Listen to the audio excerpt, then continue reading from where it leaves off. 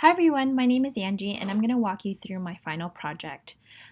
I first want to start off with the learning objectives that I have outlined. This is based off of Bloom's taxonomy hierarchy of needs, and I have four main objectives that I want to accomplish within this coursework.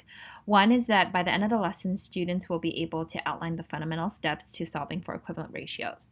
Then I want them to develop their own real life examples of equivalent ratios and why they're important. Um, Third, I want to make sure that students have the ability to illustrate these equivalent ratios in word problems, right? How do I get them to tie back to real life? Lastly is having students to summarize this, how to solve for equivalent ratios. Oftentimes students know the math procedures but don't really know how to teach students, so I want to make sure I give them the confidence to do that. I also included in my homepage that the course follows protocols of universal design for learning. I want to make sure that students know that this course is really about diving into the big takeaways rather than just the key fundamentals of equivalent ratios, right? So I want to make sure that students know that I'm creating an environment that's super engaging through the activities. I also want them to know that how I represent this material, especially from a digital classroom, is in a way that's different for different learners. And then I want them to know that they have the ability to take action and express themselves through the different activities. I've allowed some room for creativity in the different activities, and I'm excited for them to be a part of it. Then in my homepage, I also included ISTE standards that my course really encompass. First and foremost, I want to provide a welcoming environment for students both on and offline. I want to make sure that they not only collaborate with each other, but they're constantly giving me feedback, giving students feedback, and feel confident to take this offline as well, whether that's scheduling a phone call with me or meeting up students for to engage in the material even deeper. I would love that. The second standard is I want to create an opportunity for students to ask for support and provide thoughtful and action-oriented feedback. One of the things that I appreciate the most and that I always encourage my students is to ask for feedback, and we need as an educator, I need to make sure I provide that for students. I also want to provide an opportunity for students to collaborate in very complex ways, not only just the complexity with digital learning, but also in terms of the content. I also want this course to be engaging with the different media that students are going to be introduced to, and that they can use the media to engage with other students. And lastly, with any digital course, I want it to be comprehensive. I want it to be easy where students can easily navigate this course with minimal support.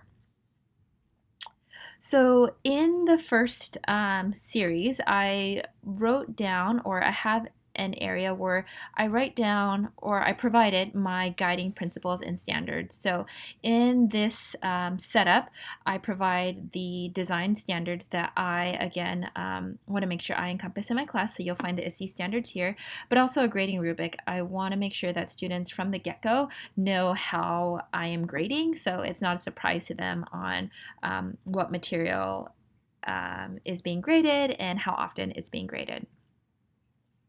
And then I do a who am I and who are you quick lesson where I ask students to start a discussion. I want them to discuss who they are, what grade they teach, where do you live, what are you hoping to take out of the course, and what is a fun application that you can't live without. And students are going to do this in Flipgrid. Next, I add contact information. So I allow students to contact me at email, phone, at a certain office hour time. It also included a Zoom meeting where students can engage with me via Zoom. I also mentioned that I am going to set up conferences with students midway through the course so that they know that there is going to be a time where they can give constructive feedback, but they should be more inclined to do that anytime. I also made sure that students know exactly when grades will be updated, because I feel like just from my experience, it's always important to do that. Then I included pre-work. In order to engage students, I really want to see where they're at. So what I did was I included some pre-work. So I gave them a video to understand what equivalent ratios are. So it's just a link to a YouTube video. And then also a link to solving some problems. I want them to get their feet wet and try some problems out. I also mentioned, and just to make sure that students know that I am on their side, is that at any point in this pre-work, if they feel stuck, that they are reaching out to me, because it's extremely important that when they engage with the activity, that they know what equivalent ratios are.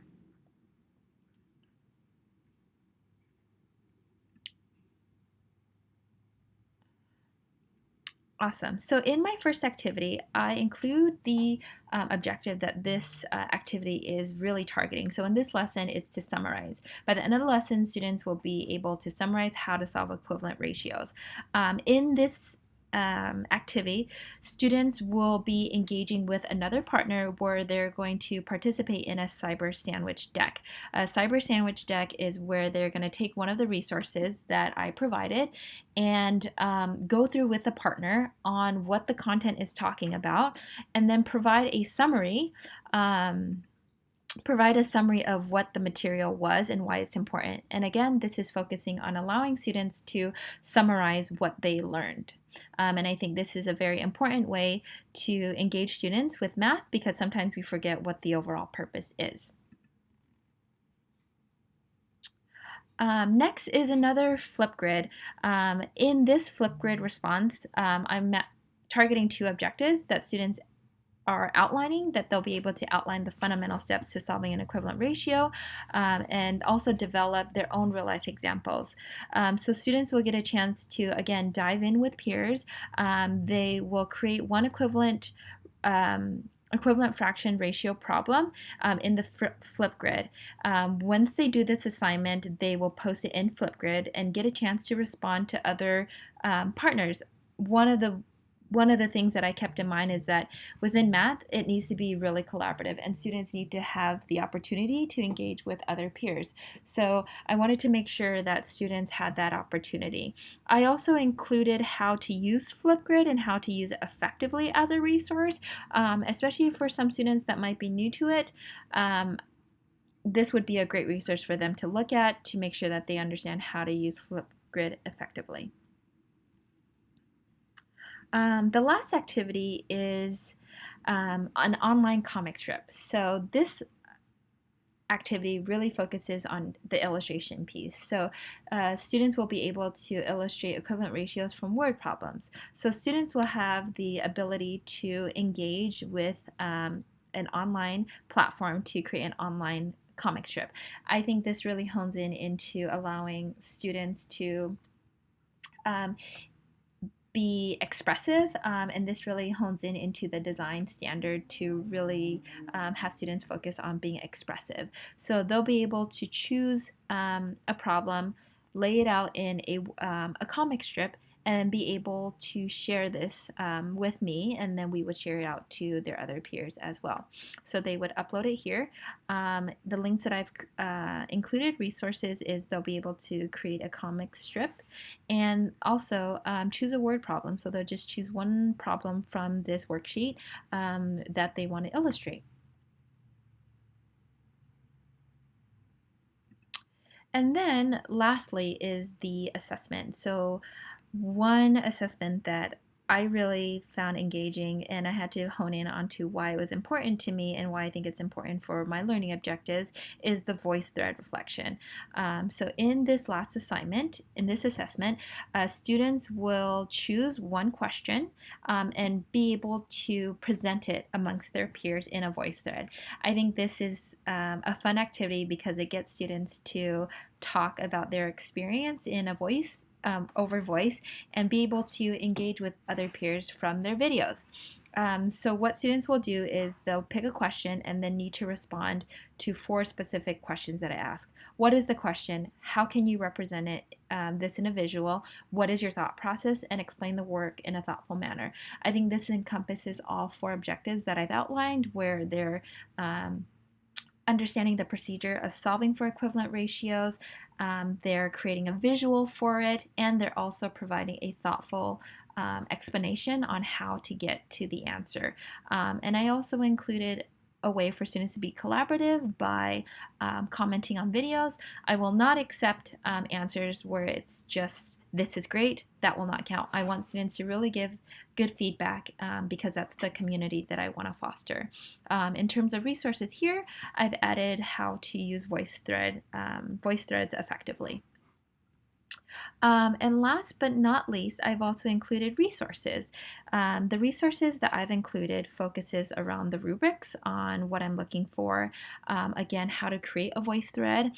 Then I also included a resource around Bloom taxonomy. I think it's important that as much as I'm honing in onto what the objectives are, that students really understand the verbs that I'm using, right? So as they're building out these lessons, as they're engaging with peers, that they know that these are the objectives that Ms. Ngo has set out and that this is the vision that she is, pushing out. Another fun one that I included was how to stay engaged in an online course. I think one thing that teachers hope for but don't really provide examples of is how to engage in an online course when it can sometimes be hard to manage when life happens. So I included a link where students can get fundamental steps on how to engage in an online course.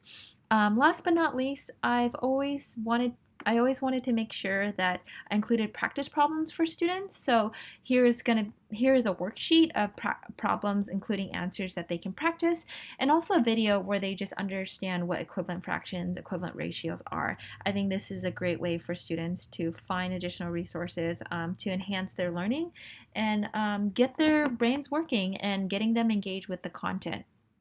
So overall, the course has 3 main activities with 1 assessment, including a pre-work, opportunity for them to get to know me, for me to get to know them, some ways where they can understand how to get feedback from me and when I'm going to provide feedback, along with resources that are going to be extremely helpful in terms of supporting them with the overall course.